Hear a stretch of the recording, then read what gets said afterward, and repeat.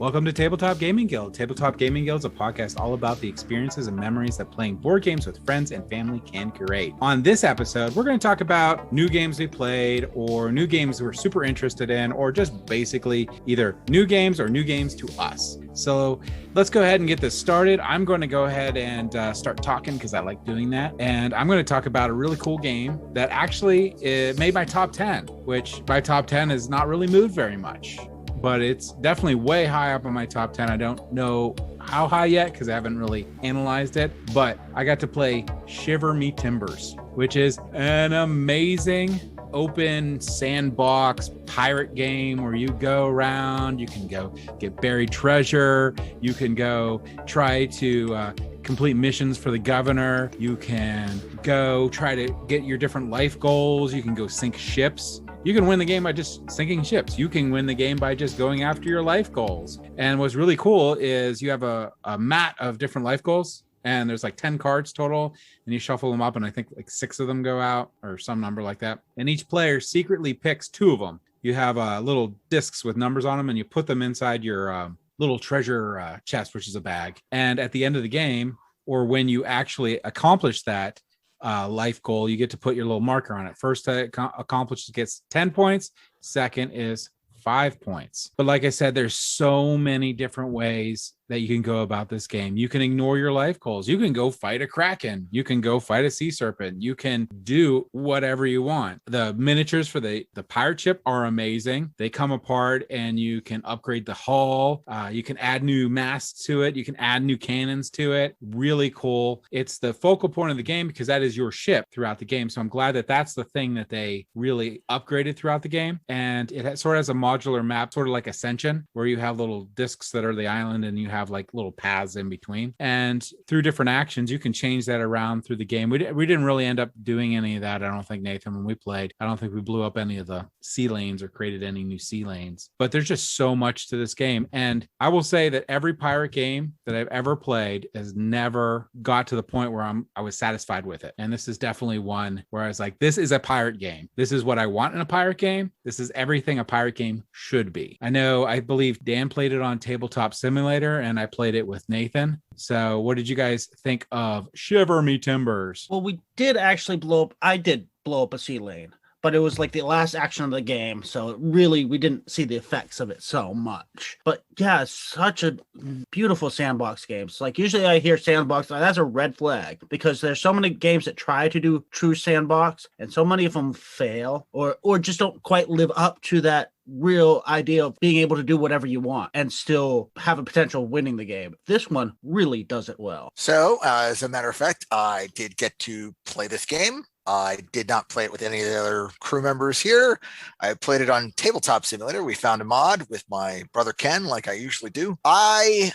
First of all, for those of you who are having a trouble imagining this game, and if you happen to be familiar with this little known ancient video game called Sid Meier's Pirates, this is Sid Meier's Pirates, the board game. Literally everything you do in Sid Meier's Pirates, you could do in this game. There's a way that you can romance someone and marry your true love, and that is worth points. Whether or not that is also a life goal and therefore worth more points. And you can fight one of 2 sea monsters, a kraken, I think a leviathan, and that is worth points, regardless of whether or not there's a life goal that asks you to do that, which makes it worth even more points at the end of the game, and so on and so forth. So there's all these things you could do that are worth points, but the life goals that are in the game, and it's number of players plus 1 is the number of life goals that are in the game. Those are the things that are going to be worth the most points. 10 points for being the first person to complete one of the available life goals is a lot of points in and of itself. And if you manage to complete one of your 2 chosen life goals that you've hidden at the beginning of the game,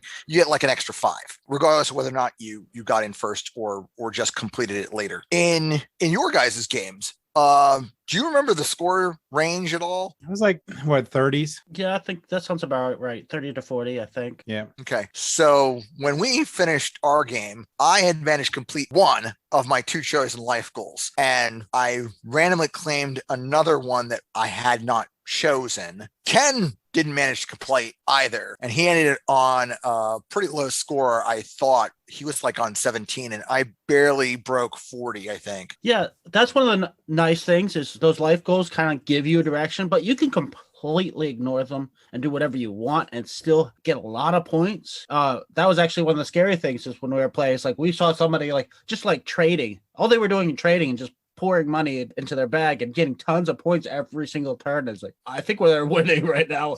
But even though they haven't touched their life goals. Trading is a lot of fun. Upgrading your ship, going to another port, selling stuff. Like that's super addictive. That's actually one of the coolest parts of that game is you can get into this like, I just really like going through these ports selling stuff, or I like completing these missions and just do that. It reminds me a lot of Firefly where you just sort of do whatever the hell you want and you're just having fun. We didn't talk about the toy factor though. Oh yeah. So the ships, you probably didn't get this so much in the tabletop simulator version, is you get these little ships and you can pull them apart and add hulls and put them back together. As you upgrade it, you add extra sails, you add extra cannons to it. So you're like manipulating this little ship and, changing as you go to make it more powerful. Yeah, the tabletop simulator did not have the toyetic factor because you can't actually physically manipulate this ship. There are just buttons on the table. It was scripted that change what your model looks like.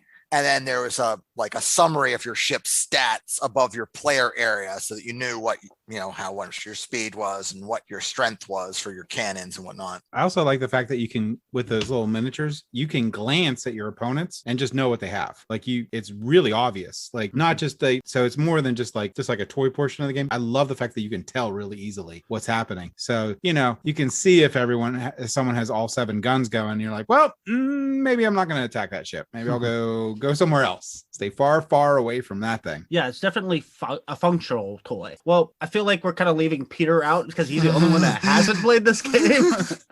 I'm just enjoying hearing you guys talk about it, and I'm getting very excited to play it eventually. Our next game night, it's either that or Ankh might come before our next game night. So I don't think I can handle not playing Ankh. Yeah, I know. Once you have that, Eric M. Lang first mention. Just saying. Yeah, I may or may not have him actually as a character for the RPG I'm DMing. Might happen. Could happen. Could get that in there. I'm surprised you haven't played as him in one of the other RPGs we're going to play. What's your name? My name is Eric Lang. I'm amazingly awesome at everything. It does actually work surprisingly well for like a fantasy setting or pretty much any setting. Mm-hmm. So yeah, no, you guys have sold me on Shiver Me Timbers. It sounds pretty awesome. So it is, and it's even better with more players. It's just you get that much more interaction. What's it play up to? Well, it plays up to 4 with the base game. They have an expansion for the 5th player, which adds everything you need for the 5th player. Gotcha. So you can play up to 5 players if you get the expansion. Okay. Yeah, my opinion of it, after only one play, mind you, is that it is a pretty good sandbox game. It's definitely a pirate game. It wears its theme on its sleeve, and this isn't saying much because there are so many pirate games that are thoroughly mediocre, but aside from maybe Merchants and Marauders, it's probably the best pirate game I've played. Yeah, I do like Merchants and Marauders a lot, but I do like Shiver Me Timbers a lot more. Merchants and Marauders seems to get in a little bit of a rut with it. Like you don't have as many options. You sort of just need to go one way or another. That's how I felt. It makes me want to play Zaya again and see how those two compare. Well, I mean, one's a great space game, one's a great pirate game. They can live in their own spaces. Yeah, I think there's room enough in a standard collection for both of these games, despite the fact that they're both sandboxy games, because they provide very different experiences. Now, I will say the next time you play it, now that you know all the mechanics and stuff, it becomes even more fun because you can sort of drill down in these different areas in the game too, and you can be a little bit more cutthroat in the game. So you know what other players are doing a little better, and you know when to try to maybe sabotage them slightly or fake, get them sweating because you're like, oh, I'm putting all this gold in my chest. Look at all these points. What are you doing? I got lots of points. There's also the sign of a really strong sandbox game, and you can play this game once, and the second time do only the things you completely ignored on the first playthrough, the things you didn't even touch, and you can do that several times before you actually end up doing the same things again. For the first time, there's the mayor or somebody can I think that's what he's called, the mayor, give you quests. I didn't do any of those in the first game. Governor, yes. And all I did was trade and then go for like trying to attack the Kraken in the first game. Second game, I went all out on the governor, and those are a lot of fun too. It's like a totally different game that you're playing. All of a sudden, it's like, but both are like phenomenally entertaining. My second game, I was like all about the ritual cards. I was like ritual. Yeah, and those are fun. Like I think I had like +9 to attack or something dumb on one of the fortresses. Yeah, and it's like the first game with the Kraken is like, so this huge buildup because you're just kind of like trying to upgrade so you can fight this big thing to like one exciting conclusion. So it's a one big exciting thing. Whereas like the governor's more lots of little tiny exciting things. It's fun getting those titles too. Yeah, those are hard. Some of them are really hard to do. But you get lots of points along the way too. Yes. For a lot of them. It is a little bit of a point salad, I suppose, because like pretty much everything gives you points that you do. Yeah, it's like accomplishments. It's nice. Yeah. So since you guys are all awake here, I'm going to go into my second game that I'm excited about, and that is Ankh. We did play it back, almost 2 years, a year and a half, or some amount of time. Like in the before time, we're in COVID. Whenever that ether that occurred, that I have no idea what time frames anything is anymore. Played it when it was on Kickstarter, on Tabletop Simulator. I know the rules have changed maybe significantly since then, but I enjoyed it a lot. I think the essence of the game will be the same. So I am hoping to enjoy it a lot. And I know that I will be dragging you guys in to play it as soon as it gets here, whether you want to or not. Oh, yeah. I definitely want to. Also designed by Eric M. Lang. First time I said it. So I think everybody's kind of heard about Ankh quite a bit, but if you haven't listened to us before, do you want to give a brief overview? Oh, you go for it. You go for it. Well, it's primarily an area control with ridiculous powers. Wow, it's been so long since I played it, actually. So it's going to be in the mythological trilogy from Eric M. Lang. First one was Blood Rage. The second one was Rising Sun.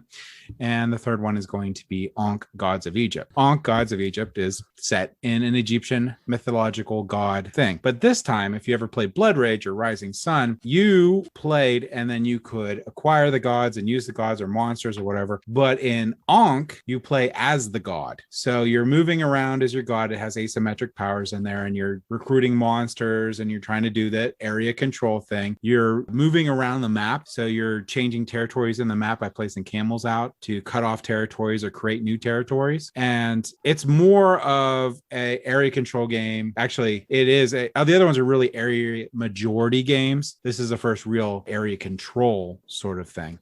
Because the other ones like Blood Rage or Rising Sun, whoever had the majority of power in a region won it or whatnot. This one, you're actually trying to, I guess it's almost the same. I don't know. I think it's more of an area control game because not all the time, your characters don't all get wiped out all the time in those regions, unless that's changed. When a battle occurred in a region, usually one of the players involved was wiped out, usually. But you can also cohabitate regions, and it's just like the person with the highest strength there gets sort of like the biggest bonus. The presence and control of the monuments is also a big thing in that game. Yeah. So, yeah, I'm going with it's an area control. Yeah. Well, we talked about a bit of a game we played in the before times, and it's coming out soon, hopefully. I think they're just gearing up to do the start shipping. But let's talk about the after times. Since we've all been vaccinated, we were actually able to meet. I'm not dead yet. What? Anyway, since we're all vaccinated, we were actually able to meet up in person. This is like the second time we've all been in the same room. Wait, you mean that wasn't a dream? We actually all got together and played a game? Yes, we actually played 2 games. We played 2 games? No way. We played Blood Rage and Concordia. Now, these aren't new games for us, but in a way they are, because I know Peter has never played these physically. Yep, first time playing them physically, and super excited. It was a lot of fun, and I shot myself in the foot multiple times, but it's okay. But I wanted to get kind of your opinion on how playing these in person different from playing them virtually. Well, sadly, I had to see you all to do it, but sacrifices must be made. No, it was fantastic. Blood Rage was way high up on my list of games that I had played over the last year for the first time, and they were all digital online with you guys, and played it on Tabletop Simulator at least once or twice, and then also played the digital adaptation of it, and both had their good points, their pros, their cons. The digital adaptation definitely got better I know when it was first released, there was a lot of things that were a little hinky with it, but it has been updated a bunch, and each update is making it that much more smooth. The illustrations are great, but to finally be able to actually have all of the miniatures, next to my player mat, to be able to see the full map and play around with it was a load of fun. I will say, because I've gotten very used to playing digitally, that I think I told James multiple times, I was like, man, I want to be able to like zoom in on the whole map. And I can't do that, but being able to sit around with you guys to actually see you as we were doing the card drafting for Blood Rage, and listening to you comment about whether you liked what the cards that you just got. And I don't know, it seemed, even for me, different, where I was seeing the cards and then I was physically handing them to the person that was going to pull them next. It almost made me more aware of what they could possibly be drawing, than, even though it doesn't make any sense because I would have seen them in the digital version as well, but actually seeing you on either side of me and knowing who I was handing those to, it kind of drew me into the game a little bit more, the strategy of, do I really want to give James these cards? And so that part was really interesting as well. And I don't think I expected, just being at the physical table, for that part to kind of crop up. But it was a lot of fun. And everybody listening, just know James has not painted all those miniatures yet. So it lost a little something for me there. Come on, you got to get on it, James. I got to get back on the bandwagon with painting. It's been like 4 or 5 months since I painted anything. Right. But Scythe is fully painted. And yet we did not play Scythe. Yeah, we got to play Scythe. I don't think have you ever played Scythe, Peter? We did play it on Tabletop Simulator. Scythe, everyone knows, who's ever watched any of our playthroughs, that I am horrible at Tabletop Simulator. Yes, very. But, I'm just horrible at Tabletop Simulator. There's nothing to that. But no but to that. I like the physical game of Scythe so much better than the Tabletop Simulator one, or even the official paid Scythe video game. Mm-hmm. It's just so awesome how like it has that dual layer board and you just move everything. It's very mechanical for the player boards. Really nice. And with them all painted. Oh my. Yeah. No, I'm looking forward to it. But Blood Rage, physically, it was just a lot of fun, like I said, to be able to move the miniature around. But it also was a learning curve, because remembering which miniature represented my warriors or my leader or the monster or whatever it was that I was using at the time. If it's not a big monster, then it's still got a smaller miniature, and trying to remember what thing went with what. And trying to keep track of the rules. Oh my gosh, not having an AI do the rules for me and make the moves. But it was so much more fun. I think so much more fun interacting with each other in person is a lot easier than just interacting to voices. I have to say the smack talk was a lot better. It was so much better. It was fantastic. You could see how people are reacting. I was going to say, as everybody might know, I don't do a whole lot of smack talking. James usually gives me a hard time, and I let him. But in person, totally different. Yeah, on Skype or on virtually, you always have to worry, did I go too far? Did that upset them? And you can't always tell. So it's like you kind of tone it back a little bit virtually, even if it's unintentional. But in the person, it's all out. Yeah. Now that we've played in person, and we can see that there doesn't seem to be much of a limit. No, it was a lot of fun. I definitely personally I noticed a bigger difference playing Blood Rage physically to the digital than I did, honestly, Concordia. So I don't know. I mean, what about you guys? The differences between, because I know these are games that you have played physically and then played digitally, and now going back to physical. I mean, what was the biggest difference for you for either one of those? Screaming Enhance does not work. I found that out. The biggest difference for me was really player count. Like Concordia, I've mostly played at 2 and 3. This was probably only my first or second 4-player game of Concordia, and even on the big map, we had 5. Oh, that's right. That's right. Concordia. I forgot. Yeah, we had 5. That was first time for 5 for me. Yeah. So even on the big map, it was super crowded. and real estate came a thing real quick. Yeah, I liked how there was a lot more sharing of resources too. When people like, what's that action called? Prefect Prefect goods. action. When they prefix the region, a lot more often, everyone got resources, or at least a bunch of people. I was gonna say, I don't think I ever got anything. You guys are jerks. Well, you know, I'm just kidding. Peter don't count. Okay. I totally gave other people resources because I was desperate. Yeah.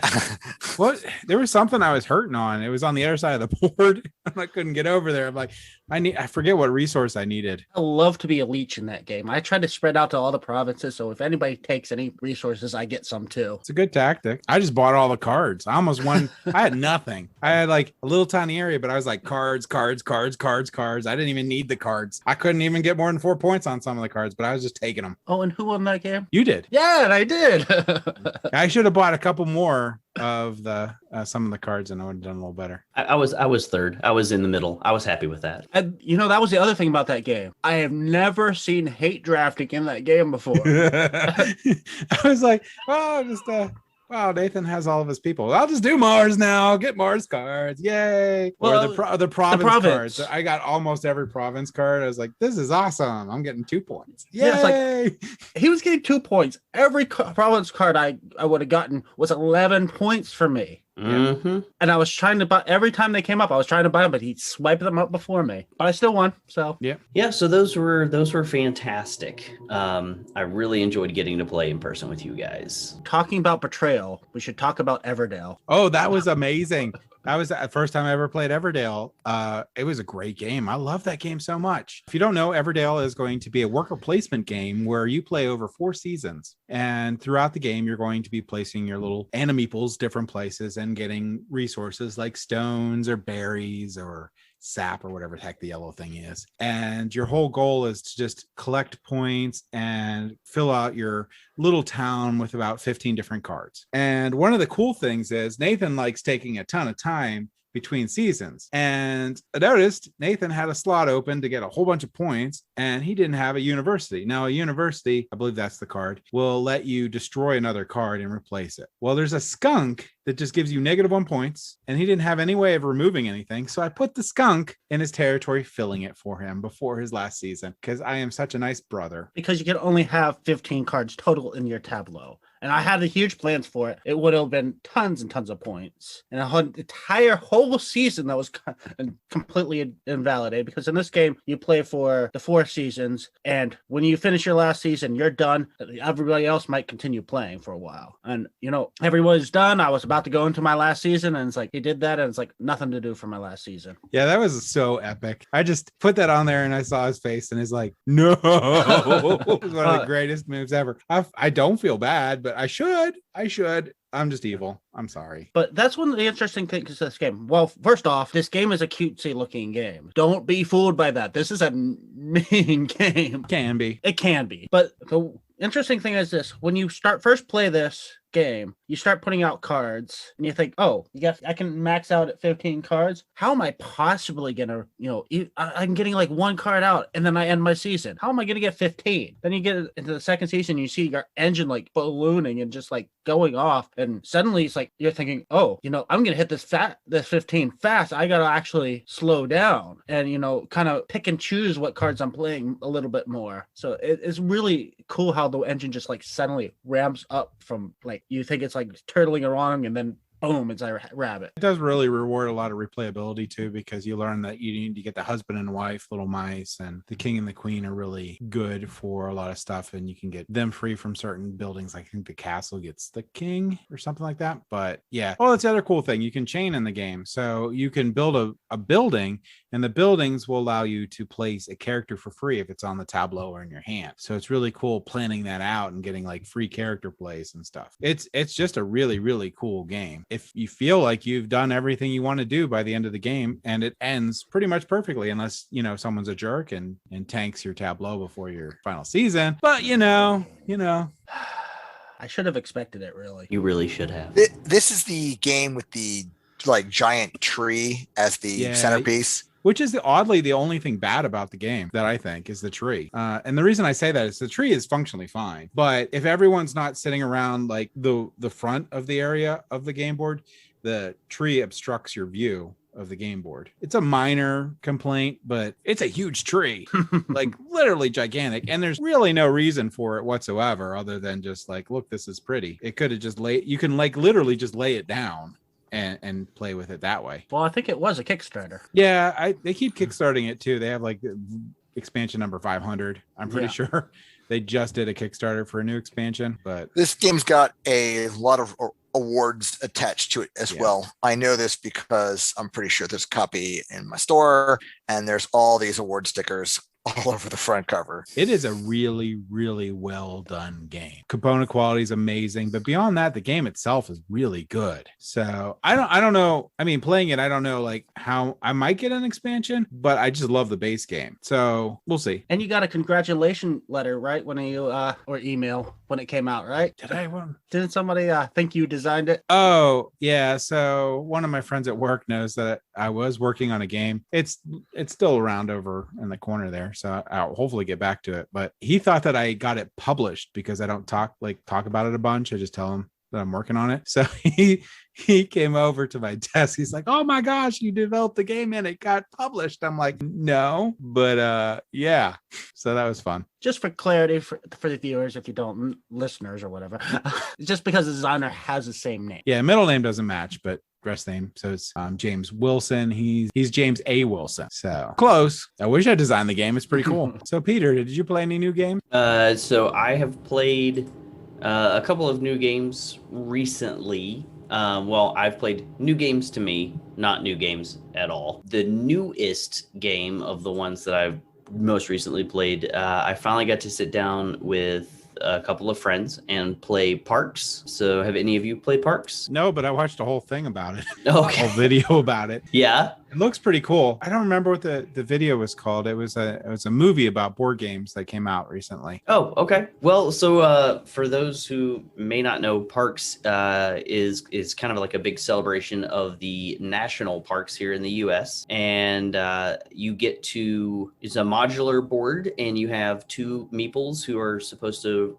represent your two hikers who are going on a trek across the country and through these national parks. And you'll gain resources and take pictures of the different places that you've been, all the while gaining yourself, victory points and awarding yourself points. And it reminded me a bit of Wingspan, and it reminded me a bit of I can't think of it right now. It's a game with a Japanese setting, Takedo. So it reminded me a little bit of Takedo with you moving your meeples across the board. But again, this one is a modular board, and you go through the board. I think it's 4 or 5 times, and each time you go across the hike, you add on another tile, so the hike gets longer each time. And turn orders the person furthest behind on the trail. Yes. Yep. So that's again very Takedo-ish, where the next person to go is the person who's furthest behind. So some people will try to go slow, while others will jump ahead and try to get to the things that they really want to get. But there's also special powers that will come out as you gain some of your resources, where you might be able to actually then go back and use a space that's currently occupied by somebody else, because normally you can only have one person on a tile at a time. So yeah, so all sorts of different things from different games that it made me think about. Yeah, I actually have played this before. I had to look it up real quick because, after this came out, there was a lot of similar games that came out that kind of like on the similar theme. But I had talked about previously in my Granite State Gaming Summit episode. But yeah, it's a nice little it's a welcoming game especially for new gamers getting into the hobby. It's pretty light and easy to learn. So the game I was thinking about was Trekking the National Parks. Oh, okay. I've seen that, but I have not played it. Yeah, I think it's a pretty different game. I'm not sure, but the movie that I saw it on was called Game Master, and that was just recently published. It's an interesting movie about board game, some board game design. They could have done a little better, I think, but still worth watching. Well, I also have 2 games that are relatively recent that I also played relatively recently, I guess. I've had a chance to play Cloud Age. I played on Tabletop Simulator. Cloud Age is an Alexander Fisher title. It's there's an element of deck building and there's an element of engine building, I guess, since there are these project cards that you can spend resources on, and they get added to your tableau. And when they get added to your tableau, they either have a triggered ability that gives you a one-time bonus or an ongoing effect that gives you like a almost permanent upgrade. And in this game, you are the captain of an airship after the desolation and destruction of the Earth, and you're flying around to cities to fight off rebels and scrounge out resources. And the game has a 8-game story campaign. I don't know what happens in the campaign because we only played effectively the first scenario or the recommended starter game, but the game definitely has some teeth on it.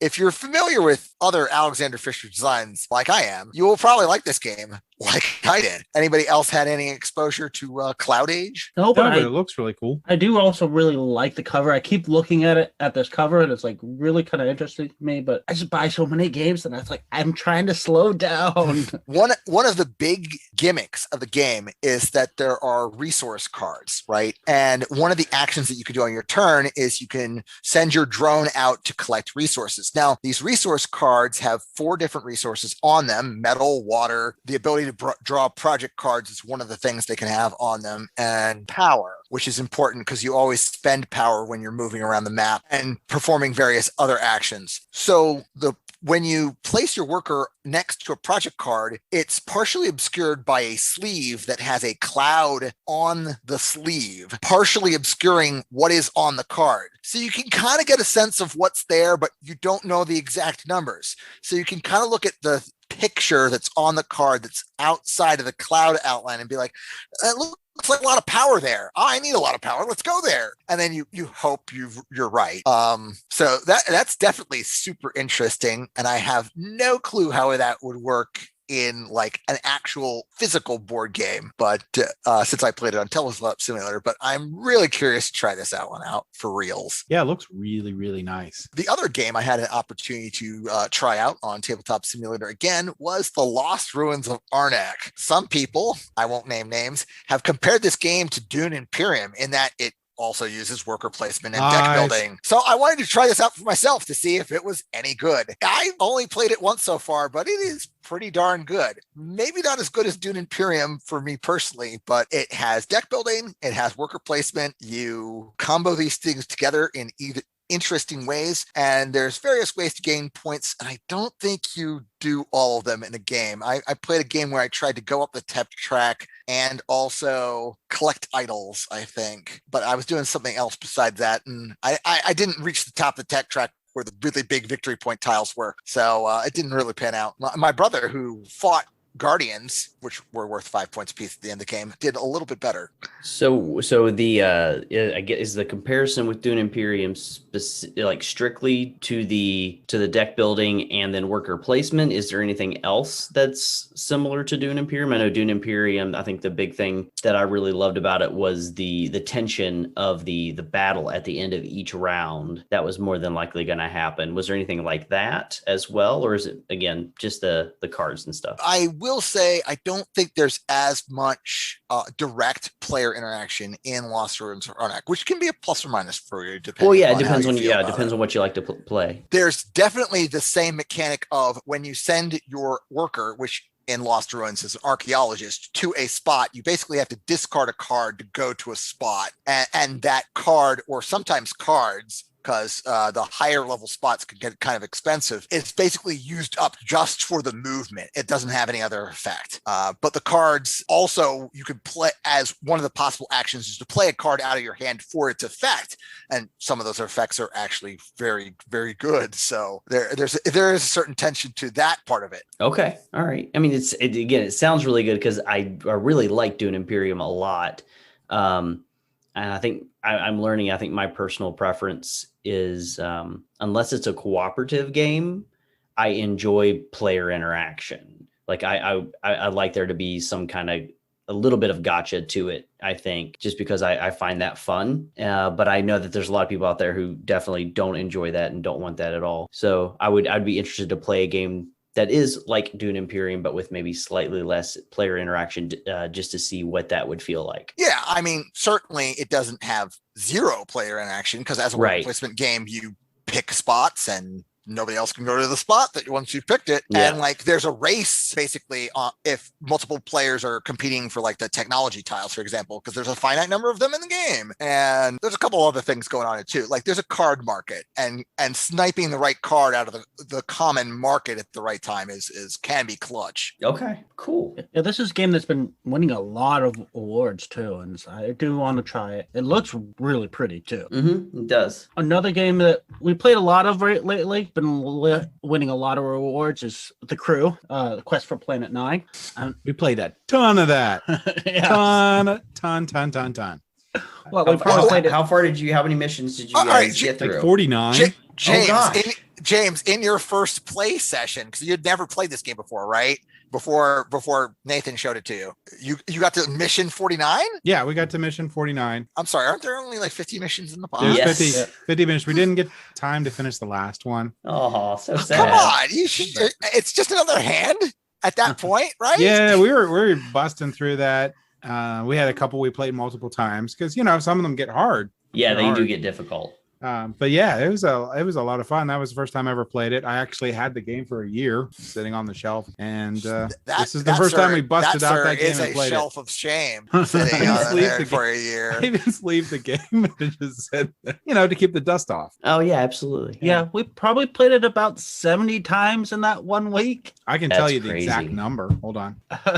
He's like, check the play log. I keep track. Absolutely. Except you didn't play every game. Well, there's a couple of games that you weren't in, but well, you should probably add like 20 to this number because I only counted the games I played with you guys, and the number was 74. We played 74. That is a lot of games of Crew to play. Yeah, well, it's a cool game. It's a trick-taking game where you have limited information and you have a goal that you have to meet for each mission. It has a progressing difficulty as it goes along. First mission, you just simply have to take a specific trick. Someone has to take a number on a specific trick. Super easy. And I love trick-taking games. I love trick-taking games. And most missions take like 5 minutes. So it's not much of a time sink to be like, I played 10 of them. It's like less than an hour. So, but I mean, it's still something to be like, let's just keep playing this forever. No, so 4 games of it. Here's my question. Because in the Crew, you're supposed to be quiet at the table.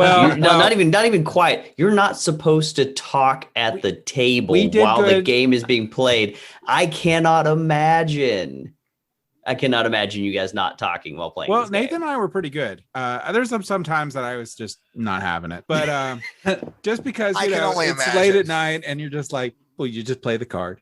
Just play the card. Just don't worry about it. Play the card. Play the freaking card. Play the card. Just scoot it out there. No, don't take it back. Just play it. But there was a lot of they start putting out a card like.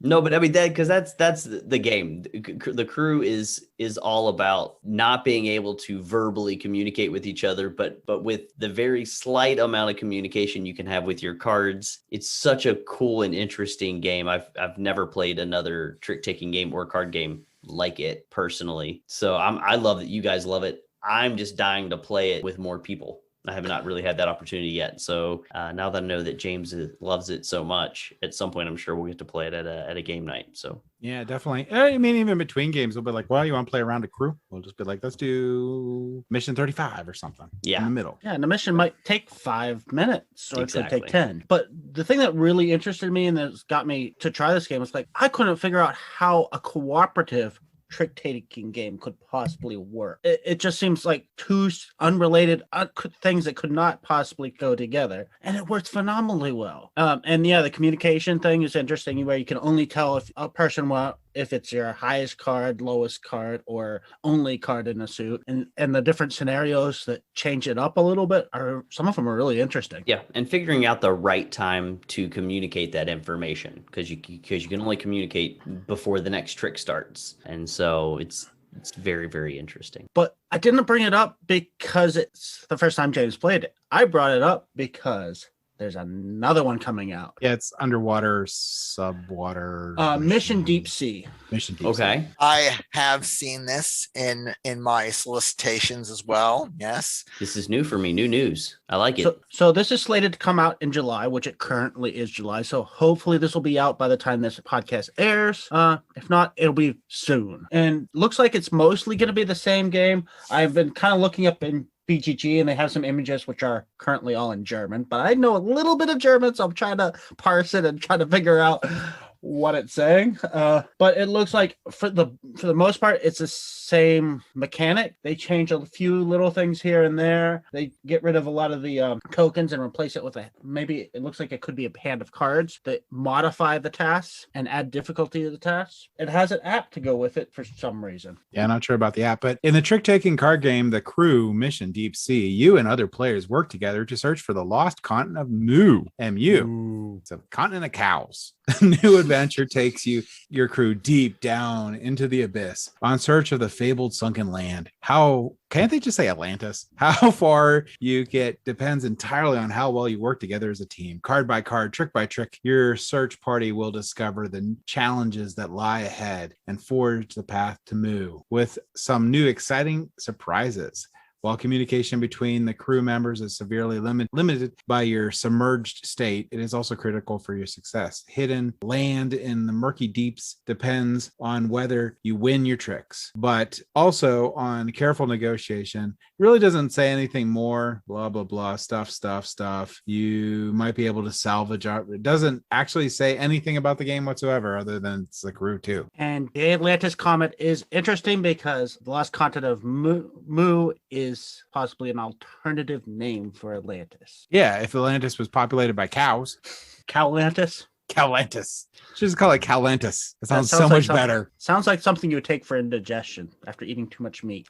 Okay. No, I was gonna say another great thing about this, both of these games, The Crew and then of course The Crew Mission Deep Sea, is very low cost for a really good game. What, $15? Yeah, it's like $15 for, it looks like for both of these, going for the same amount. And I mean, that is a really $15, and you guys in 1 week played it over 70, 80 times. And I know Nathan has played it even more than that because he's played it before all the way through. So, I mean, it's a really good investment for the amount of play that you're going to get out of this game. I would guess I've played this over 300 times at this point because I've played through the mission with my parents. I played it through with my other brother pretty much the entire way through the mission. And I played it with James pretty much the entire way through. And I played with a few other people here and there. So yeah, I played a lot of this. So that equals for Nathan, less than a nickel per play at this point. So that's awesome. Can't argue with that price. No.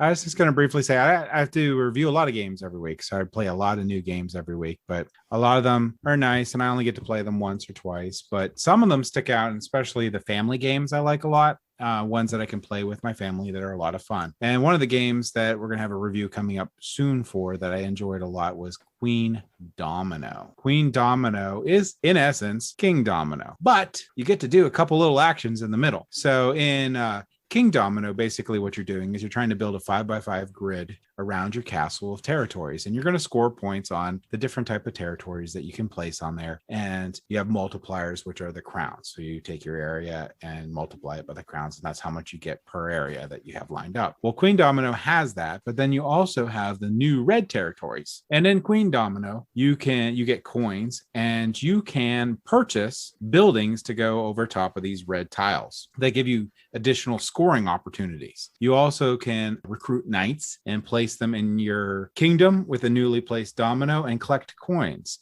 Coins are worth points at the end of the game. Your tiles that you get, the red tiles that you place down, are worth points at the end of the game. And your territories are worth points at the end of the game. It's just sort of like a more of a gamer version of King Domino. And I liked it a lot. My wife likes it better than King Domino, and I believe my daughter likes it better than King Domino too. So that is one I'm looking forward to playing more in the future. And it's not a new game, but it's new to me, and I enjoyed it a lot. And a brand new game that I also reviewed that I like a lot is going to be Mission to Planet Hex. is also another very light card game. Now they're like little tile, like octagons that you place cards that you shuffle up and play out. But in Mission to Planet Hex, what you're trying to do is you're trying to take your mission card and you're trying to upload all the data and place out the different tiles that match the icons around it and be the first to be able to complete it. And some of the components are really cool because your main player component is called a snooker counter, which I thought was really cool. I just like saying snooker counter, but it's really cool how you build the galaxy out, and you can move your little ship around, and you go to the different planets, and you try to get data cubes. So you can spend 3 data cubes to place out cards around your mission card to try to be the first to complete it. And it's simply the first to complete their mission card wins the game, and you get to read a funny little story, sort of like an ad lib thing, because the cards you place around it, you will take the words from those and put them into your story. It's just fun. It's a very, very light game. It's very easy to teach. The planets and the spaces you place down do all different sorts of abilities. So it's very unique game every single time. So that was 2 games that really stood out to me that I was reviewing, other than Shiver Me Timbers, which is just amazing, that I wanted to throw out there. I've played this game. It's had many different iterations. I have the newest one, which has a better component quality to it. If you played an older version, you probably played the one with the little discs instead of thicker discs. Yeah. No, I played the super early prototype where it was on paper. Oh yeah.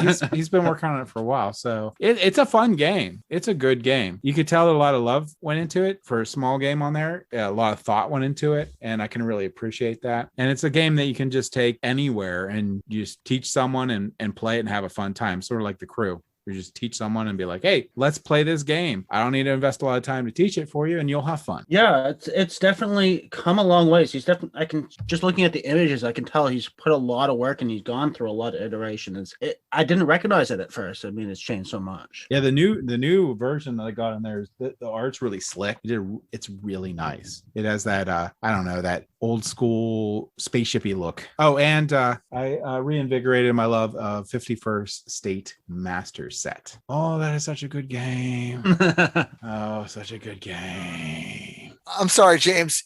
I know that you had picked up a copy there at the store. You had previously played/owned that game? No, man, we played on Tabletop Simulator together. I mean, yeah, but besides that one or two times. No, that was it. Before I actually purchased it, that was the time we played. And we didn't play with any of the expansion cards. That is true. Which the master set comes with 2 expansion cards, or 2 expansion decks. Sorry, not cards. You can mix one of them into the base game, but not both. And it changes it up pretty nicely. And it reminds me a lot of the how multi-purpose cards work in like Matainai or Glory to Rome. It's not like it doesn't have that broken combo thing that like Glory to Rome has. It's a lot of fun because it's just crazy, but you can build pretty powerful engines in 51st State that are really fun. It's just a little slower, and you can see it happen, which I sort of like. They both have their place, but 51st State with a post-apocalyptic feel and being able to build all those territory out, flip the cards to do the deals so you get more production, and razzing places so you can just get the spoils. There's just so good. It's so much fun, and it's pretty fast game. I know it says like 60 to 90 minutes I think is the playtime on the game, but the game really takes closer to 60 minutes to play. You only have to get to 25 points. I guess it depends on the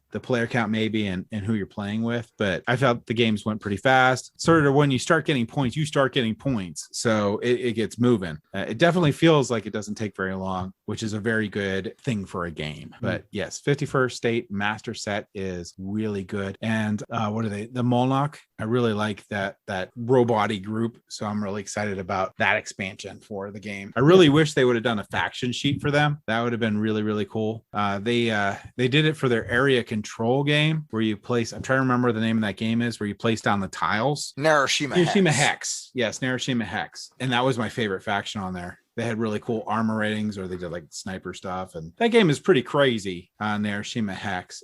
There's points where you fill up the board and just a battle occurs and everyone dies. It's a fun area control game too. Not that 51st State's an area control game. It's just also a fun game. Yeah, I always consider 51st State is basically a better version of Imperial Settlers, in my opinion. I haven't played Imperial Settlers, so I couldn't say one way or another, but I do like 51st State. And knowing that it's similar, I'll probably not get Imperial Settlers. Although I did hear some of the expansions, like the Amazons and whatnot for Imperial Settlers, change it up a lot, and they're a lot of fun. But we'll see. That's the one thing Imperial Settlers definitely has going going. It's got a lot of support and there's lots of expansions. And this is also an example of why it's hazardous to buy games for board games for gamers, avid gamers. Oh, yeah.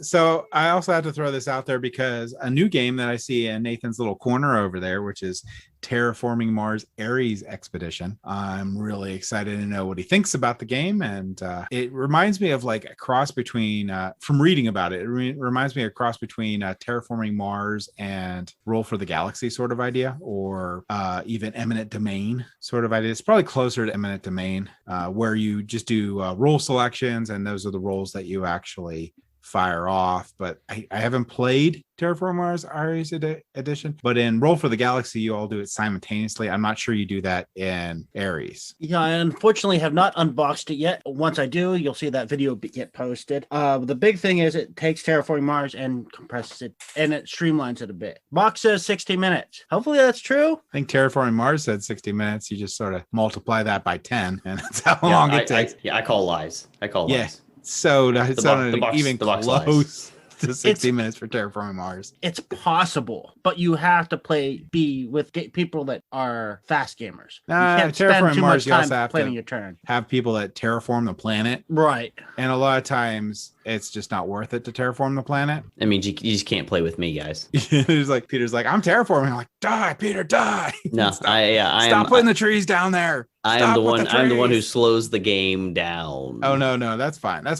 My daughter loves that game, and I think the last time we played it took like 5 hours, and we played with Prelude. And the game was like super sped up from it because we had multiple different gauges going a good bit in, and people had some good terraforming ratings before the game even started. And it's still such a long game. If it wasn't such a good game, it would be awful, but it's a great game. So it's worth it, the time sink. But a lot of that time was due to distractions and people not planning their turn ahead. I mean, because if your turn's going more than 30 seconds, you're not planning ahead. Oh, my turns only took about that, but still I'm going to call some of the other players on being close to 60 minutes. It's just not. I've definitely played it in 60 minutes, but yeah, that was fast. And that was probably really also fast. like 2-player. 4-player, no.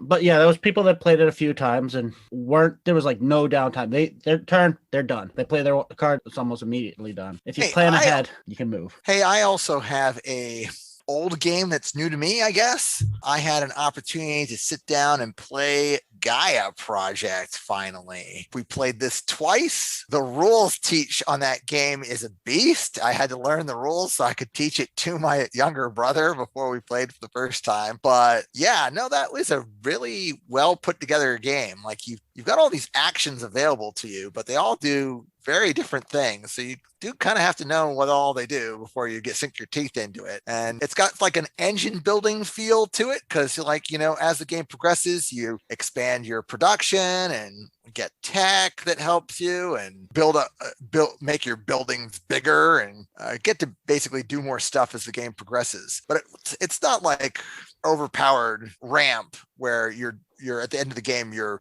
5 or 10 times as powerful as you are at the beginning. You're just, more powerful. It's not so explosive, but you feel like you've built a little empire, I guess. It's the best way to put it, at least from our experience. Maybe if we play the game some more, we'll accomplish more over the course of the game. It is only 6 rounds, which seemed super short once it was done, So what do you think of Gaia Project compared to Terra Mystica?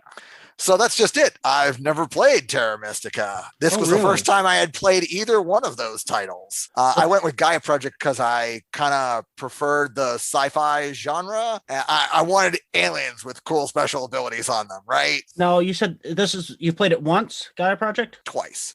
Well, if it's anything, I haven't played Gaia Project myself. I have played Terra Mystica. And one of the things I did find on Terra Mystica is it's a game that gets better every time you play it. The first time I played it, I wasn't thrilled by it, but it's like every time I play it, it's like you get more and more out of it. So if you like it this much on your second playthrough, I suspect you're going to like it a lot more after you've played it a few more times.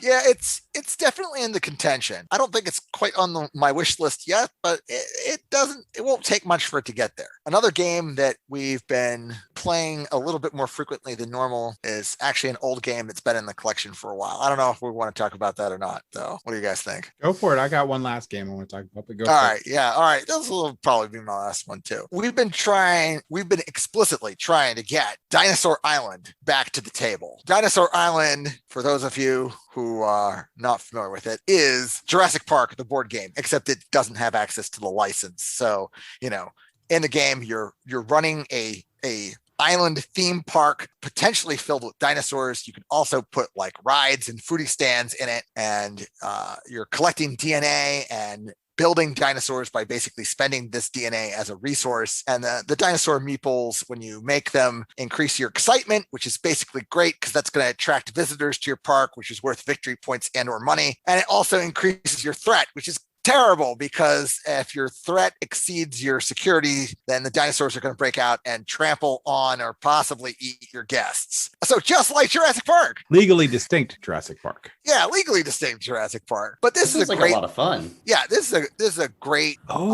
Peter game. missed it. I did. I missed that episode. I was not here to play it with you guys. We're gonna have to get this back to you then, Pete, because it's a somewhat of a complex one because a turn is like 4 different phases, but it's a good one. There's a mechanical nature to it too. Once you get your groove going, you got a good understanding of what to do. Mm-hmm. Just make sure Nathan gets all the hooligans is basically the goal. Hey, well, I guess I'll jump in and do my last one. And this one here is a game that I didn't know about until recently. And I think it looks amazing. And I got it sitting over there. I got to read it and play it for a review. It's called BattleCon Devastation of the Endines. This is an amazing dueling card game. I think you get like 30 fighters or something in there, and they all have their own deck and they all have their own little tokens and they all have their own little special powers and cards. And you have a little arena that you put out and you fight. It's really fun, really fast game. They put so much love into this game. There's like a campaign in it where you can fight the villain, over 3 different books worth of stuff. You can just grab 2 fighters and go to town. You can play up to, I believe, I haven't done yet, but you can play up to 5 players. So you can have like an epic like battle royale in the game. There's different things you can do to like augment your fighter throughout the battle and stuff. And the games themselves take about 45 minutes. I think this is another one that it takes a little less time a lot of times, just depending on, I guess, on how well the other players play. But the production quality on this game is amazing. You just get like a zillion cards with this, and each of the fighters, it has your own little box that you put all the cards in. Now, I will say, just taking all the components out and putting it away is a bear. It took me like 3 hours to get all the boxes built and sort all the cards and put them all in there. And I wish the only thing I had like a little complaint about the game is I wish the instruction manual was a little clearer on how to assemble the game the first time, how to get all the cards and put them in the box correctly. I had to read around a little bit to figure it out, but I haven't played the little campaign, the 3-book campaign yet. I'm looking forward to that. There's just so much replayability in this. It's just insane. And Level 99, the company that actually makes a lot of like video game-ish games into board games that are really, I think they have Pixel Tactics is another big game they've made, and some others. It's just great. This is the first game from them I've ever played, and I'm excited to play more of their games and learn more of their titles, because this game is just amazing on how much they put into it and how well they designed it. But that is BattleCon Devastation of the Endines. I'm sorry, but did you say this is the last game you want to talk about? You don't have any other games you wanted to talk about? I don't know, probably. Which one did I forget? The newly announced expansion? Oh, Dune Imperium's expansion? Yes. Yeah, well, I mean, I just want to play that game. I just want the expansion. I love Dune Imperium. I just want the expansion. I want to figure out what those stupid dreadnoughts do. That no one tells me what the dreadnoughts do. I want to know what the dreadnoughts do. They did talk a little bit about it. You like conquer an area, but it doesn't say like what. Like, hey, I got a dreadnought. What does it do? Well, there's a couple things. I wonder if it blocks off the area or something. Yeah, they did imply that it blocks the area, but also they are stronger. I think they count as 3 units in combat as well. Can you actually use the dreadnoughts in combat? It sounds like you can. I mean, yeah, they look like they had multiple uses for them. And this is Dune Imperium Rise of Ix. Yes. Right. That was published by Direwolf Games, however you want to say it, and Lucky Duck Games is the secondary publisher for it. But it's just great. There isn't a whole lot of information yet out there. Yeah, there's the one video where they're announcing it, and they talk about it a little bit. They talk about there's new factions. There's a leader that lets you trash cards. Yes. Oh my gosh. Now, I think I don't remember right, but I think his secondary ability I don't like. Oh yeah. So you trash card. Yeah. Reveal a turn if you have at least 2 agents on one of the green, blue, or yellow triangle board spaces. You may trash one of the cards in play. But his signet ring ability is you acquire a card that costs 3 or less. Yeah. I could see that working out if I got like more trash cards, because I could just trash my trash cards. But I really like thinning down that deck and just being like, I know what I'm getting, because there's nothing worse in a deck building game than drawing a hand of 5 cards and being like, well, waiting for next round. Well, that's one of the interesting things is there are a number of cards in that 3 or less category that are situationally useful. So you might know that you might get your deck thin enough that you know that's going to come up in your next round if you acquire it, and you only really want it for that one round. Yeah, I don't remember what the drone card is or whatnot, but that you trashing, I think you get 5 coins or something from it. Oh yeah. Oh man, I love that card. The one that looks like the War of the Worlds. Yeah, that card is awesome. That's if I actually at the start of the game, because I was like the Bene Gesserit route. Mm-hmm. Obviously, I like trashing cards, and that's one of the ones I just like getting in and trashing. But like, oh look, I got money. Hey guys, I found something here that I am going to throw at you guys. So you remember when we were talking about the popularity of RPGs during that episode, right? So I found the International Correspondence is a magazine that I receive at the store, has the top 5 role-playing games. This is specifically for the hobby channel sales, right? Okay. So, and the top 5 are in order: Dungeons and Dragons, Cyberpunk, then Pathfinder, Alien from Free League Publishing, right? And then 5e compatible is tied with number 4. Alien. Yeah, Alien's super popular. It's a really, really good RPG from what I read. I'm super excited for Peter to run that and for me to die. I'm super excited to run it. And I'm also really surprised about Cyberpunk. I did not realize that was in second place right now. Cyberpunk is like, people are crazy about Cyberpunk. Man, I guess I just haven't heard super much about that. That is out of the fall 2021 publication of International Correspondence magazine for those people who want to dig into the numbers. Well, if you want to get an idea of how popular Cyberpunk is, look at the video game that was released with ridiculous numbers of glitches, and it's just like terribly non-functional, and yet it still had massive sales, millions in sales. Yeah, I can't believe how that was so non-functional, and people were end up like taking videos and stuff of it because of how awesome they thought that was non-functional. Yeah, it's like really. Well, they gave it to a bunch of YouTubers to like do clips of it, and they found out, oh, their license, the function that stops the license-free music from playing wasn't working properly. So lots of the people that were trying to, show off this game couldn't air their episodes.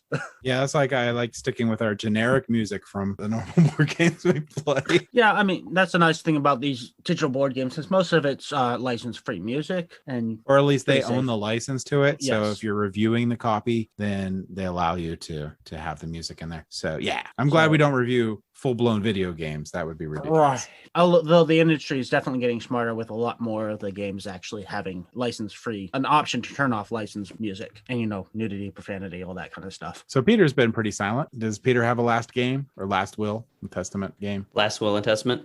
Last Will is a board game, so yeah. So no, the last game I was going to talk about is Raiders of the North Sea by Shem Phillips, and I've heard a lot about his series of games, and I've seen a lot of people purchasing them and heard a lot of people talk about how good they were. But this is the first one of his games that I've been able to play, and it's the digital version that is available through Steam, and I absolutely am enjoying playing it a lot. I've played it at 2-player, I've played it at 3-player, I've played it at 4-player against the AI, and I've played it against the AI at different levels, the novice, the the regular, and then also at Ragnarok, which is definitely hard to do.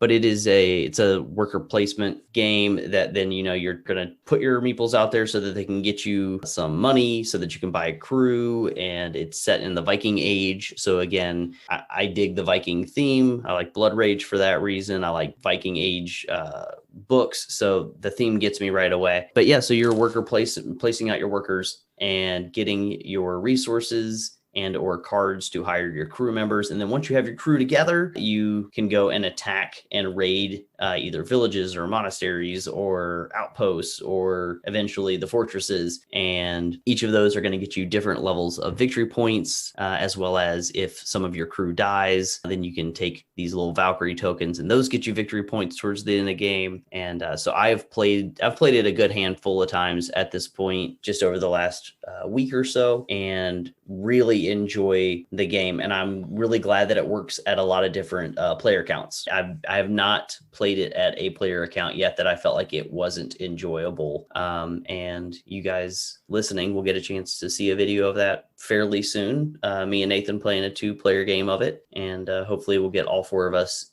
in for a 4-player game at some point soon as well, because it's a lot of fun. I really enjoy it. And I don't know about you guys, if you've played it physically or have you played some of his other games? Yeah, Raiders of the North Sea currently is my favorite game from Shem Phillips. I have also played, what's the other one? Architects of the West Kingdom. Okay. And Artisans, which is the expansion for it. It's also a good game. I really like how it reminds me a lot of Stone Age without the rolling, because what you do in Architects of the West Kingdom is you place your meeples out, and every time you go to the same location, you get to do that as many times as you have in general, as you have meeples there. So if you put 1 meeple out to gain wood, you put a second out, you get 2 wood, and so on. And the crux of the game is another player can arrest all of your meeples at a location. So you don't want to get too greedy, and then they can turn them into the jail to get money. So it's pretty cool. It's a nice mechanic. It's different enough from Raiders of the North Sea that makes it unique. And I also have Raiders of Scythia, which looks like it's built off of Raiders of the North Sea. I haven't played it yet. I did a review on Folded Spaces insert for it, which is a really, really nice insert. And I'm reading the rules for that, and I'll do a review on Raiders of Scythia. I didn't realize Raiders of Scythia was another Shem Phillips game. Yeah, it's another Shem Phillips game. Nathan's played Paladins of the West Kingdom too. I don't know how that's stacked up against them. Yeah, he's played Raiders of the North Sea. He's also played Architects of the West Kingdom and Paladins. What did you think of Paladins?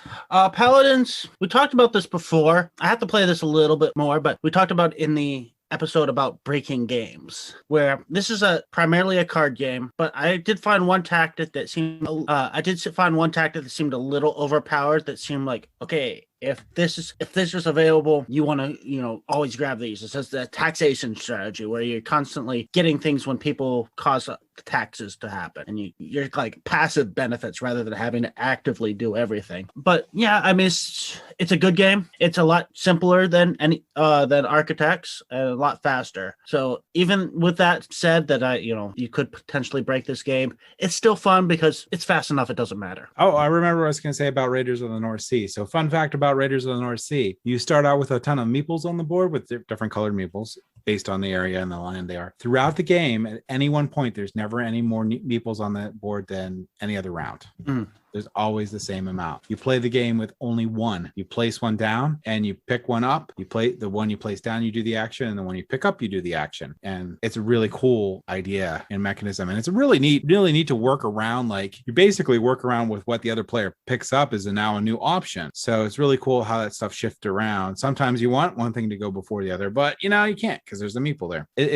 I love that game. Yeah, I've found that quite often. The first action I want to take is an action I can't take because the meeple is there. And so I'm like, man, but I really wanted to be able to get the money first and then be able to hire somebody, but I can't do that. So you gotta figure another way around. And it's a race to the finish. When there's one fortress left, the end game starts. Everybody gets one more turn, and so it's trying to figure out how quickly do you want to get that last fortress left, and how much can you get done before then. And so it's really a lot of fun. You can do sneaky game ends too. The game also ends when you run out of Valkyries, and the game I haven't had that happen to me yet. I think it depends on the distribution of the Valkyries because it is random. Yeah. So if the Valkyries are down lower and not necessarily up at the fortresses very much, you can end the game pretty quickly. It's also a really fun thing when you wait and your opponent gets that first upgraded meeple, but they have to go back down to the lower area to be able to get goods. And you're like, well,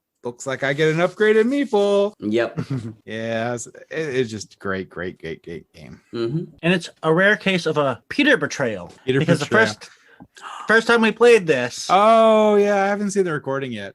Well, the first time we played it, we actually had to scrap it because, me and Dan were doing really well. But then Peter decided to unplug his internet and, no idea what you're talking about. No idea what you're talking about. Sabotage the play session. That's right.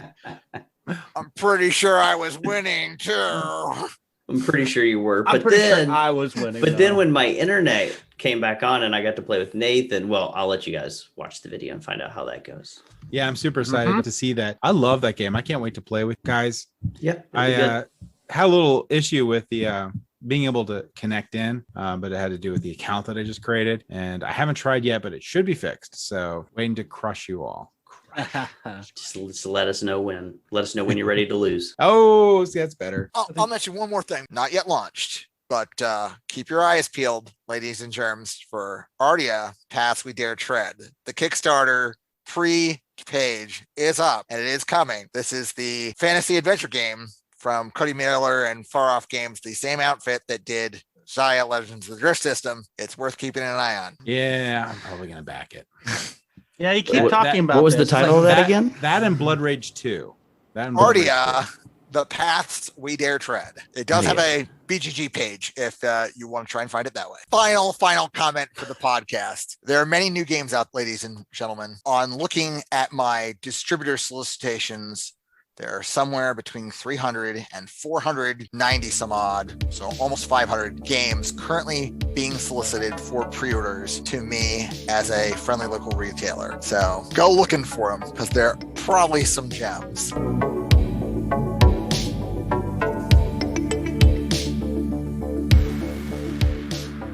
Thank you for listening. If you have any feedback for us, feel free to visit us on Facebook, Instagram, Twitter, or Board Game Geek Guild 2989, or our website at tabletopgamingguild.com. Don't forget to like, follow, and/or subscribe. Tabletop Gaming Guild is a product of Tabletop Gaming Guild LLC. All rights reserved.